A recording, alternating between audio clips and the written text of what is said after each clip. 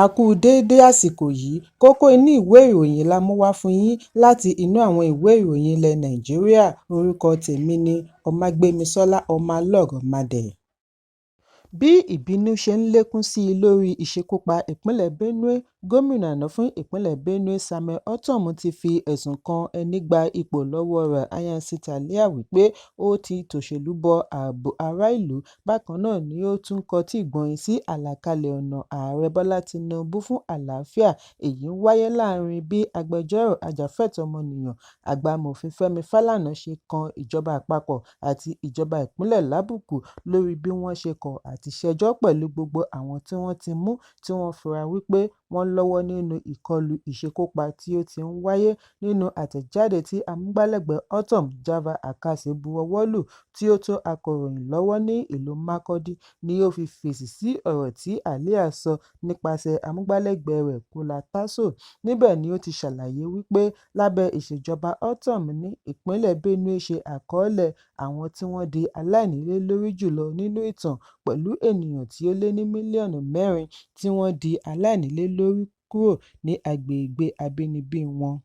Èyí ṣe àfihàn ọ̀rọ̀ ẹnu lásán, kò sí ìgbésẹ̀ láti fi borí ìṣòro ààbò. Ṣùgbọ́n nígbà tí ó ń fèsì ní gómìnà àná ní iye àkọọ́lẹ̀ mílíọ̀nù 1.5 ìpàgọ́ Ogunléndé IDP camp tí wọ́n yọ̀ǹda fún Taliah ní ọdún 2023 náà ni ó ṣì ń lò títí dòní. Bí Ortom ṣe gba Taliah àti ikọ̀ rẹ̀ níyànjú kí wọ́n dẹ́kun àti máa fi ẹ̀mí aráàlú ṣiṣẹ́ òṣèlú. Ó ní àwọn darandaran ń pa aráàlú bíi ẹranko. Wọ́n gbìyànjú àti daṣọ bo bí ìkọlù yìí ṣe lágbára tó, pẹ̀lú bí wọ́n ṣe kọ̀ àti ṣe àfihàn iye ènìyàn tí ó di olóògbé àti àwọn tí ó di aláìnílélórí. Wọ́n wá jẹ́ kí ìkọlù yìí jọ bíi ti ìjà agbègbè sí agbègbè communal clash. Èyí kò sì lè tán ìṣòro. Ortom ní Taliah kọ́kọ́ sọ wípé àjèjì ni àwọn tó ń ṣekúpa aráàlú, wọn kì í ṣe ọmọ Nàìjíríà. Ó yá, ó tún sọ wípé ìjà ẹ̀sán ni ìṣekúpa tí ó wáyé, reprisal attack, nítorí àwọn ará Benue gba màálùú lọ́wọ́ àwọn Fúlàní, wọ́n wá ń tà á pẹ̀lú ọmọlanke. Nínú ẹ̀sùn mìíràn ni gómìnà ti da ẹ̀bi ru àwọn tí ó pè ní olóṣèlú ìlú Àbújá wípé àwọn ni wọ́n ń ṣe àtìlẹ́yìn fún àwọn tó ń ṣe ìkọlù. Ẹ̀sùn tí ó ṣẹ̀ṣẹ̀ ṣe báyìí ni ó ṣe tako àwọn òjíṣẹ́ Olúwa láàrin ìpínlẹ̀, bí ó ti pè wọ́n ní adàlúrú ẹlẹ́sìn, religious bandits. Ortom ní èyí ṣe àpẹẹrẹ wípé gómìnà kò mọ bí ètò ààbò ṣe rí, tàbí ó fẹ́ mọ̀ọ́mọ̀ gbìyànjú àti ṣi ará ìlú lọ́kàn. Ó wá gba gómìnà níyànjú kí ó mú ìmọ̀ràn ààrẹ gbọ́. Ó ní ọjọ́ 5 ti pé tí ààrẹ ti ṣe àbẹ̀wò sí ìpínlẹ̀ láti wá sọ̀rọ̀ lórí ojútùú sí ìṣòro ààbò. Síbẹ̀, gómìnà kò tíì rí nǹkan kan gbéṣe nínú gbogbo àlàálẹ̀ ààrẹ. Nínú àtẹ̀jáde àná ni Fálànà náà ti ní àrídájú wà wípé àwọn aláṣẹ Benue ń fi ọwọ́ yọ̀bọ̀kẹ́ mú àwọn afurasí tó ìkọlù tí ó wáyé ní ìpínlẹ̀ Benue, bí ó ti ké sí agbẹjọ́rò fún ìjọba àti kọmíṣánná fún ẹ̀ka ìdájọ́ ìpínlẹ̀ Benue, Fidelis Nyim, kí ó tètè gbé ìgbésẹ̀ lórí àwọn afurasí tí wọ́n ti fi ọwọ́ ṣìkún òfin mú. Fálànà fi ẹ̀hónú rẹ̀ hàn wípé kò sí ìgbésẹ̀ kankan lórí àwọn tí wọ́n ti mú sẹ́yìn, pẹ̀lú àwáwí àwọn 43 tí iléeṣẹ́ ọlọ́pàá fìdí ẹ̀ múlẹ̀ wípé wọ́n ti mú láàrin ọjọ́ 10 sí ìsinyìí láì fi ojú wọn ba ilé-ẹjọ́. Bákan náà ni ó bu ẹnu àtẹ́ lu ọ̀rọ̀ tí Chief of Defence Staff CDS General Christopher Musa sọ wípé àwọn ará ìlú Yelwata ń dọwọ́ bo àwọn amòòkùnṣìkà. Ó ní ọ̀rọ̀ yìí lè dojú ẹ̀sùn bolẹ̀. Ẹ̀kúnrẹ́rẹ́ ìròyìn wà ní ìwé ìròyìn Punch tó jáde lónìí. Pẹ̀lú ìpè láti wà ní ojúlàlá kan fi ń ṣọ́rí lórí ààbò ọmọ orílẹ̀-èdè, pàápàá jùlọ àwọn ọ̀dọ́, obìnrin àti aláìlágbára. Lánàá ni Ààrẹ Bọ́lá Tinubu gbé ìjọba rẹ̀ sílẹ̀ gẹ́gẹ́ bí alága Economic Community of West African States (ECOWAS). Àwọn aláṣẹ, olórí ìlú àti ìṣèjọba ààrẹ gbé ìjọba sílẹ̀ fún ààrẹ ilẹ̀ Sierra Leone Julius Maada Bio níbi ọ̀rọ̀ ìparí ètò closing address ìpàdé ECOWAS tí ó wáyé ní ìlú Àbújá. Ní Tinubu ti ní bí a ṣe ń wo ọjọ́ ọ̀la ni kí a dìde sí ẹ̀tọ́ ará ìlú kí a sì mú ìbáṣepọ̀ wa jinlẹ̀ sí i fún ìdàgbàsókè ọrọ̀ ajé.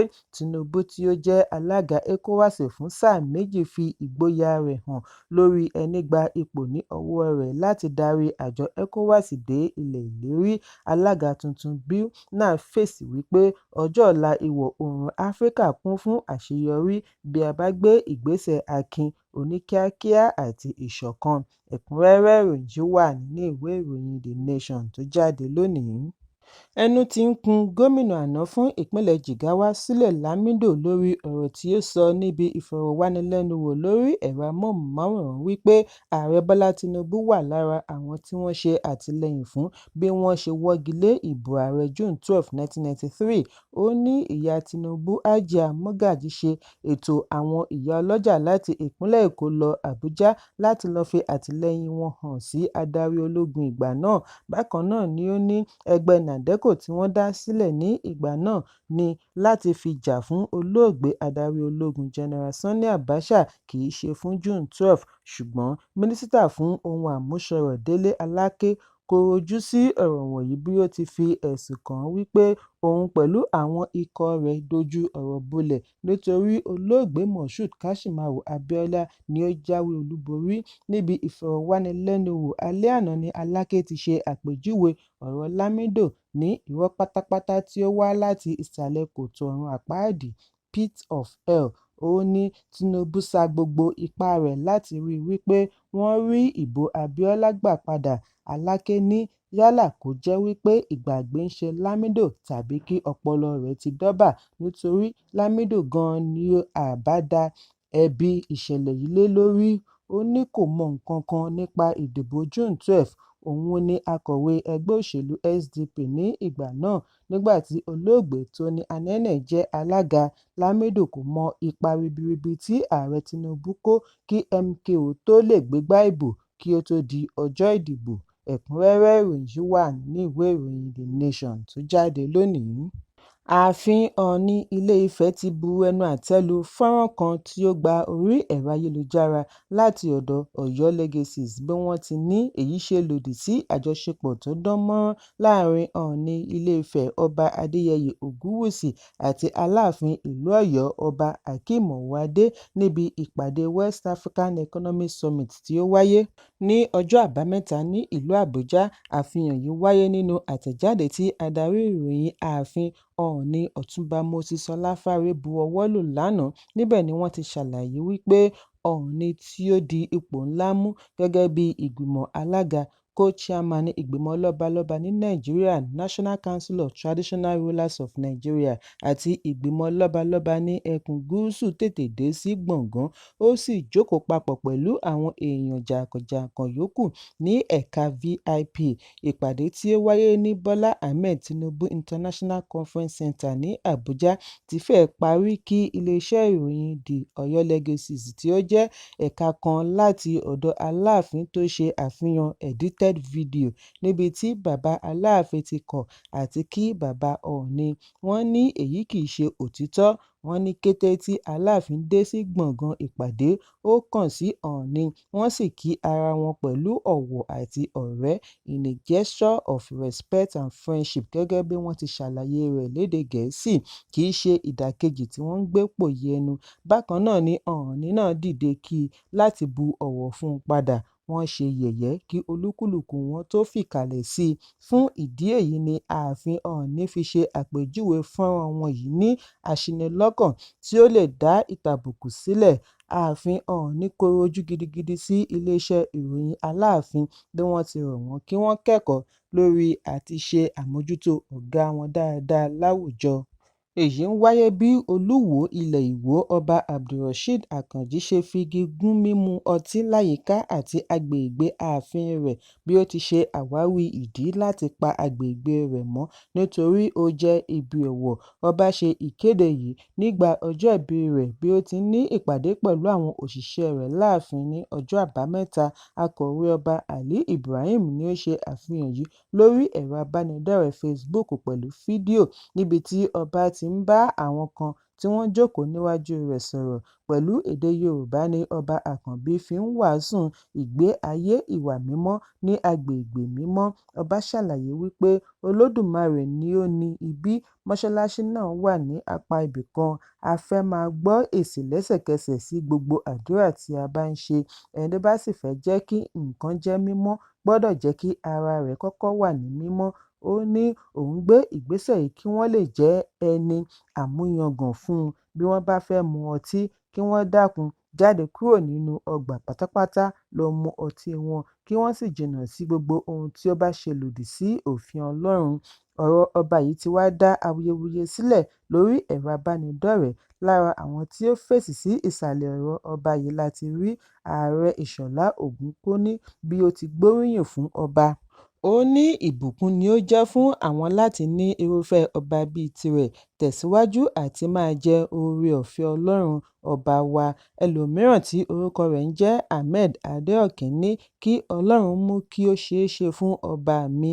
Ìgbésẹ̀ tí ó dára, nice move. Ẹ̀kúnrẹ́rẹ́ ìròyìn wà nínú ìwé ìròyìn Punch tó jáde lónìí.